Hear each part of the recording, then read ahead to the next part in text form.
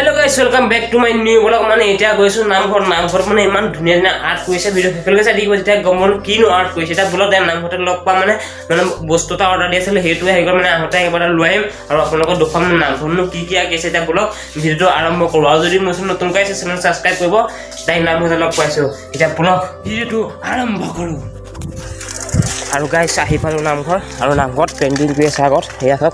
পাৰ painting কৰি আছে যাম নামঘৰত চাই দিব আৰম্ভ কৰিছোঁ শৰাইডোখৰ আপোনালোকক স্বাগতম জনাইছোঁ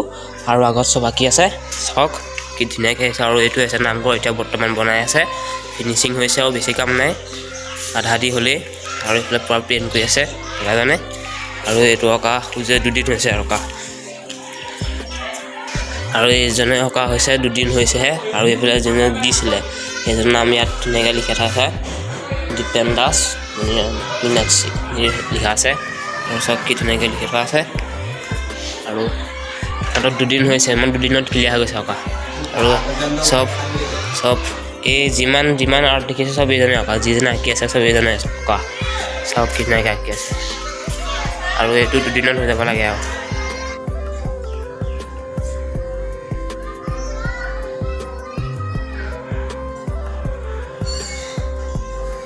মজা লাগিছে গাইছ মজা বঢ়িয়া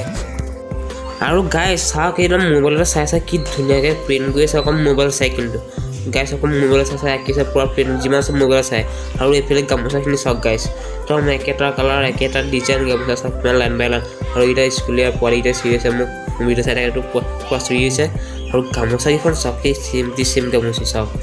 চেম টু চেম গামোচা ওপৰতো আছে তলতো আছে আৰু এইফালে পুৰা আৰ্ট কৰি আছে আমাৰ যিটো নামঘৰ আৰ্ট মাষ্টৰ পুৰা আৰ্ট কৰি আছে আৰু এই ছাইডত দেখিছে ছাইডতো মাৰি এটা ভাল হ'লে মাৰিব নেকি মনটাছ মাৰিব পাৰে আৰু চব কি ধুনীয়া চাইডে মাৰিলে মজা লাগিব গাইছ আৰু এইফালেতো আমাৰ চন্দ্ৰতা নতুনকৈ লগাইছে বেছি দিন হোৱা নাই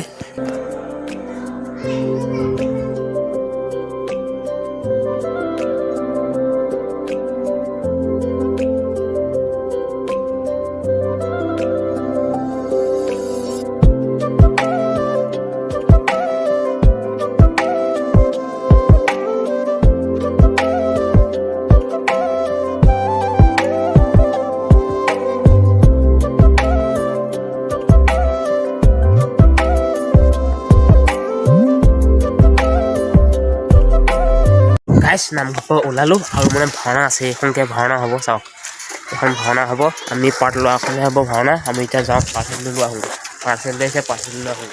আৰু গাইছ এতিয়া বুজিছে 6টা বাজি পাৰে হ'ল মানে 5টা বাজি পাৰ আমাৰ 6টা বাজিবই হ'ল আহিল পাৱাৰ বেংক এইটোকে অৰ্ডাৰ দিছিলোঁ পাৱাৰ বেংক 20,000 কিমানটা আছিলে মানে দামটো আছিলে 500 টকা 20,000 সেইটো হৈছিলে হা তাৰপৰা এতিয়া দেখোন আনবক্সিং কৰি দেখুৱাম আপোনালোকক আৰু লাইটটো লগাই থোৱা আছে পোহৰ নাহিবৰ কাৰণে ৰিং লাইটটো লগাই থোৱা চাওক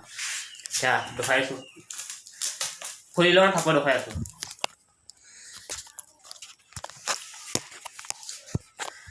আৰু গাইছ ফাইনেলি ধুনীয়াকৈ আহি গ'ল পাৱাৰ বেংক 20,000 mAhৰ পাৱাৰ বেংকটো আহি গ'ল আৰু এইটো এই যিহেতু দেখিছে এইটো লাইট হয় লাইট ধুনীয়াকৈ জ্বলাই দেখুৱাই দিছোঁ